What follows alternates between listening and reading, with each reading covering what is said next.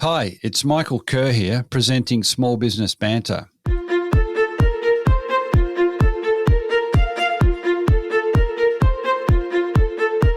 A healthy micro and small business sector means a successful economy and a more vibrant society. Small Business Banter is about helping regional business owners better prepare for current challenges, but also for the next stage of business success. I'm Michael Kerr, founder of Kerr Capital, advisors to business owners.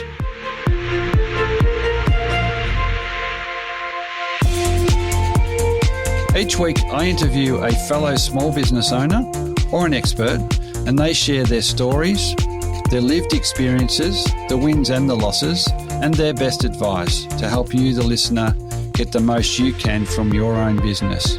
Small Business Banter is brought to you from the studios of 104.7 Gippsland FM and is heard across Australia on the Community Radio Network. And thanks also to Kerr Capital, supporters of the show.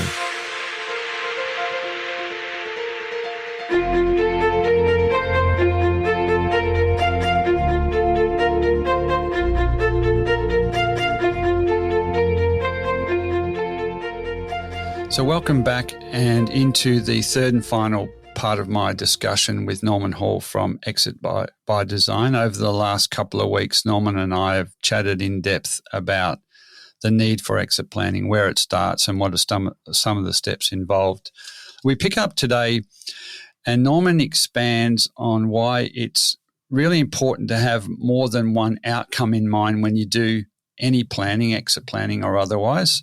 This idea that you can exit plan for an exit at a certain point in the future is just so risky and highly unlikely to happen. All sorts of things are unpredictable. So having a plan, but having in mind also that there might be different outcomes. We spoke last week of having one of the main reasons for planning is to have choice. And so in having choice, you by default have different potential outcomes for yourself and your business. We also round the discussion out with a couple of things.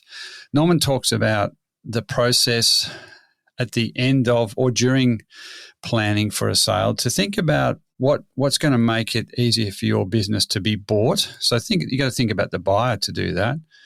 And you can start to think about also proactively targeting potential buyers. So if you're going to exit your business, yes, you need to make the business ready and attractive, but you also need to think about who's going to buy it and why. And we'll also conclude the episode with what I might call the top 7, 8 or so tips for smaller business owners to both begin and start to execute a plan for selling their business or even keeping it. But either way, a plan is a good thing, and we'll go through some of the really practical ways you can do that. Just another example, and this one's actually quite close to home. You can't just have one plan. I'm going to sell the business. I'll go to a broker and I'll sell the business. Or I'm going to pass it on to the next generation. You have to have plan A, plan B, plan C, and maybe plan D or E if you want. Plan A might be that you're going to pass it on to the next generation or sell it to the next generation. But what happens if the next generation's been working the business for a while, but they don't want to continue in the business? That happened to my wife and I. We had both of our sons and our nephew working the business with us. Our eldest son, he was working because it was a job, but he had no interest in it. He wanted to go into scientific research, and there was no way that could transition back to what we were doing. Our youngest son was actually really good at what we were doing. But he had no interest whatsoever in working for us or taking over the business. It just wasn't what he was after. Yeah. Now our nephew worked in the business, and he's still with the business with the new owners. But Plan A went right out the window. Plan B, we looked at, well, what what staff members do we have that might want to buy the business from us over time? Yep. Yeah, And that's the other significant trend is employees working in a business and for whatever combination of reasons and an understanding that the owner might well be thinking of exiting. That's where, other than a big competitor, where a lot of buyers come from, certainly in the work I do. And again, if you're not ready, you just can go pear-shaped. It's a particularly nuanced and challenging discussion with the team. But I've cut you off there in terms of you getting to, having plan A, which might be your perfect outcome, B, you're at. Plan B didn't work for us either. We were close to arranging something, but we just never brought it together. And plan C, which I suppose was our fallback plan anyway, because we'd been working towards that anyway. One day I made a offhand comment to my wife and said, "Oh, well, why don't you just talk to X? Tell them, well, if they're interested, we'll talk." She made the phone call. They called us back 4 weeks later and said, "Yeah, we want to talk." And luckily for us, we'd actually done all the preliminary work to get us ready to be able to exit the business or sell the business to them. And they came back and said, "Yeah, we want to do something." And to be perfectly honest, I never thought in a month of Sundays that would ever happen, but it did. And the fact that we had all our ducks in a row meant that we could negotiate with them. We got a better deal than what we possibly could have, but we made it easy for them. It made it easy for us. And in the end, we went with plan C.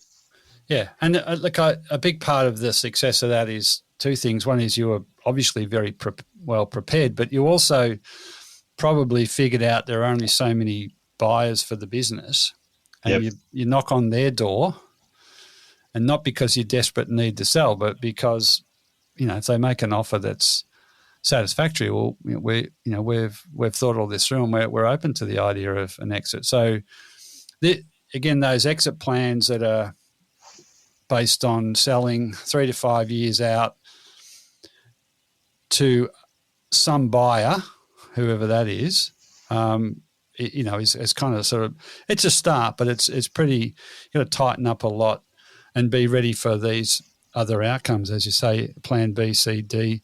There's just no one, assured outcome. And so having more, and I think what you're saying also is thinking through the implications of each. They are very different outcomes, but maybe in their own, subject to the deal, they're okay in their own right. But it's not one size fits all, and you don't just have a plan to, even if you've got an exit plan based on a sale in 5 years, unless you've really thought about who's going to buy the business. I think that's a big part of shaping an effective exit plan, if we want to call it that, is when you get down to who will actually. It's all well and good to describe the business, have it working really well, but also to clearly understand the kind of business that it is and the likely buyers there are. And for a lot of businesses, it's going to be a competitor or the employees. Other businesses might have private equity, and then there are other businesses that really, when you go to sell them, the retail kind of businesses, the best option you have is to promote them on a business for sale website. But you just never know. I've been through the process many times as to who's ringing about the business and why they're interested in buying, and you can waste an awful lot of time. And there's no vetting of much, as to who these interested parties really are. So you can burn a lot of time. So thinking about who your natural buyer is should be a core part of exit planning. And on that, if you're looking at the sales and marketing side of the planning you go through, if you identify who the most likely, say, half dozen of your competitors that might be interested in buying your business. If you can tailor the way you're perceived within the market to actually fit in with what they might be looking for, taking that strategic view, then you might find that they are attracted to you because they start to see, oh, these guys are doing similar things to us. There's a bit of synergy here. We look like they look like they might fit in well with us. Let's see about maybe buying them out, whereas they might otherwise have not even considered you. So there's lots of different things, and none of the things that we've been talking about today apply to every business. It's a case-by-case scenario, and it's a matter of working with a team of experts who are used to working together to actually help bring your goals and potentials together. And often when you're working your business day to day, you can't see all of that. No, we both understand how challenging it is to, for owners running a business, but I think we're also saying you can choose to leave it to the odds, and see what happens, but to find a way to do some planning and make your business more robust and more sustainable. And it's think about it, if you have to think about it that way. So, Norman, we might have to wrap it up. I was just keen to get your closing thoughts, given the work you do, is incredibly valuable, and you're in that medium-sized business market. There's a lot of small micro businesses. What is there a couple of things that you would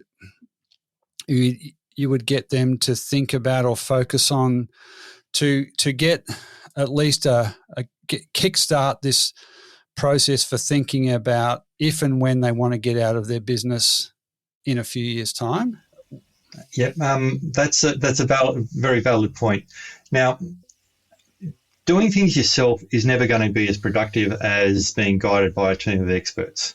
But the cost-benefit ratio just doesn't work out for your smaller businesses to get others to help them out. The Victorian government has actually got a number of pages on their website that specifically tailored for your smaller and your micro businesses to help them out in this respect. Now, I can't give you the whole URL over the radio here, but if you were to Google Victorian business information, how to start a business or write a business plan, you'll find a couple of links will come up. There's also another page on the government site, business-information, exit your business. And there's a whole bunch of tools there that your smaller businesses can use and download that can help them do it by themselves. Now, as I said, it's not going to be as good as having someone else help you do it, but it's better than nothing. Progress towards to understanding that there is work to be done. There are decisions to be made. Yep. Well, it brings little bit more of clarity to this idea that I need to do something, and maybe makes it easier to make the investment in in an advisor or a guide. Yeah. Well, see, the other thing is you can download the forms and that the Victorian government have uploaded, fill them all out, then sit down with your normal accountant or your spouse or someone else you trust in business and go through it all, and at least have someone give you an independent view on it. And it might spark a few ideas about how to fix things, how to improve your business, how to get ready to retire or exit or whatever. And for smaller businesses, it's a good starting point. I know the Victorian government's also got a video or two out there on YouTube that explains all of this. So for the smaller businesses, that's a good starting point. Yeah, and even if it's a business from outside, it's a national program, so we you and I are both based. Sorry, Michael. That's okay. No, not at all. Like I think it's a resource, it's a government resource, and it if it's good and it gets some action happening, it's a top it's a good outcome. Just in closing, I think we're agreeing that if we're kind of to put aside some definitions and some terminology, we're saying every owner will exit. How that leaves the business is up to the owner to put some time and energy into getting some quality advice, but also that the advice, if you think about it, and we've made the point a few times, I think it's worth reinforcing that if you make the time and invest in some good professional advisors, it will be good for your business anyway and give you more choices and an opportunities to exit better down the line. I think that's probably not a bad summary. Would you be concurring with that? I'd agree 100%, and I suppose to make it even shorter, fail to plan, then plan to fail. Yeah. All right, Norman Hall from Exit by Design. Thank you so much for your time and interest in sharing this with us today. Really appreciate it. Not a problem. My pleasure. All right, you take care, and we will. We're not parochial here at Small Business Banter. We're going to share all those Vic government resources with the show notes and a link to Norman's site so that you can follow him up. All right, thanks very much again, Norman. My pleasure.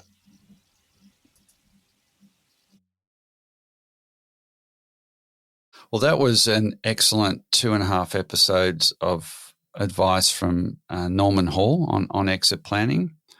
I'm certainly sure that the advice and the guidance he gives is incredibly valuable. He practices as an exit planner, but I think the fact that he's been involved as a co-owner and a seller of a business that he and his wife started just adds so much to the understanding of the exit process and also his gravitas as an advisor. So what I wanted to do now was come at exit planning from a slightly different angle. I understand it takes time, it takes money, and it can seem a long way off, or it can seem overwhelming when you're so busy running the business day to day. Why should I do exit planning today? I can do it tomorrow. So I thought I'd just come at it from the point of view of a few common reasons why business sales actually fall over near the end. And in many cases, I think those common reasons for failure can be avoided with some exit planning. So this is an attempt to give you a little bit of extra motivation to consider exit planning sooner than later. And if you want to avoid, mostly these problems come right at the end, and it can totally the end or near the end of a process to sell the business, and it can totally wipe you out emotionally because it takes time and it drains you. So if you want to avoid getting close to the line and then falling over, I definitely encourage you to listen to these couple of common problems and use exit planning to avoid them. But before that, I just did want to debunk a couple of things that sometimes get used as proxies for exit planning. One is to, out of frustration or hope, whatever it is, to spend $2,000, $3,000, $4,000, maybe more on a glossy magazine and run an ad to sell your business. This almost never works. I've had many owners come back to me after they've already invested a significant amount of money. More importantly, a significant amount of time has been wasted. But this is worse odds than buying a Tats Lotto ticket. So out of pure frustration or emotion, running an ad and hoping for the best is not an exit planning strategy. Secondly, and following on from that, listing your business with a business broker. There are some excellent business brokers, and I'm a business broker myself, but there are also business broking firms that essentially rely on volume of businesses for sale to drive their own business. So the more listings they have, more potential there is for selling one particular business. So what to look out for, the signs that this is not going to end well, is when the broker asks you what you'd like for your business. That's a sure sign that it's just another listing. Just be very cautious and ask questions around how they're going to deal with buyers, how they propose to get the business sold, other than just relying on an ad. So if that's the extent of the work they're going to do, what it kind of parlays to is waiting for the phone to ring. You're again in the territory of, as I said, there are a few excellent brokers, but you're in the territory of waiting and hoping and Tats Lotto odds. So to motivate you further to consider exit planning, these are three things that I see happen on a regular basis at the very end of a process to sell a business, and it can totally drain and disappoint. So first thing is, it's normal in a business sale process when you get an offer for the offer to be subject to due diligence. Due diligence is a process by which a buyer who's made an offer will want to check the financials. They want to look through the legal documents and ensure that everything they've been told or that they understand about the business is more or less correct. And they'll use advisors to help them with this. But where this due diligence process can be used against you is when they continue to ask for more information, or you haven't properly prepared the information. And in exit planning, one of the things you do is you start right back at the end, and you say, what will a potential buyer ultimately want to see to make sure if they do make an offer that everything lines up. So this due diligence process is normal, but buyers, unscrupulous buyers or savvy buyers, will use this process to keep asking questions. It's kind of like a fishing expedition, and they'll just want more and more information. And if you don't have the information, or it's not organised, or it doesn't line up with any of the undertakings you've made to the buyer verbally, they'll either walk away, or if they're still interested, they'll use it to significantly improve the terms of the deal for them. So that's one very fundamental motivation for undertaking some exit planning. Second one relates to you as an owner. The letting go and moving on is much more complex and emotional than many owners give it credit for. So the time to think about this is well and truly before you get an offer or you start to actively plan, to sell the business. So I guess there are two things. One is, from an owner's perspective, being comfortable that it is your time to sell. And secondly, it's about having something else to go to look forward to replace what you do. And I'm not talking, putting aside financials here. When you've spent 20, 30 years in a business, that's dominated your life, and there's been good days and bad days, but it's been there. It's a lot harder for many to actually let go and not have something to fill the void. So this is almost something that you could personally cause the business sale to fall over because you haven't thought through that this is really what you want to do and that you have something else to replace it. So give that some consideration well before and in the exit planning process when you're clear-headed and versus doing it when you're under the pump and highly emotional, getting close towards the end of a potential sale. The third one is that staff get a sense that the business is about to sell and they threaten to walk. So this is kind of 101 stuff for exit planning. Not saying that once you decide you want to sell that you tell the staff. What I am saying is that you have to, in a clear-headed way, in an exit planning process, work through which staff are critical to the business going forward if you're not there, and you have to work out a plan to communicate to the staff, and this extends probably to suppliers and customers that are essential to the business. So, and then you have a script for what you say, and you have a plan for when to say what's in the script to staff, suppliers, and customers. The worst thing that happens is staff or customers find out that the business is for sale from somebody other than the owner, and it can absolutely knock a sale on the head. So it happens all the time. There is a way to avoid this, and I hope it's another motivation to consider some proper and thorough early exit planning.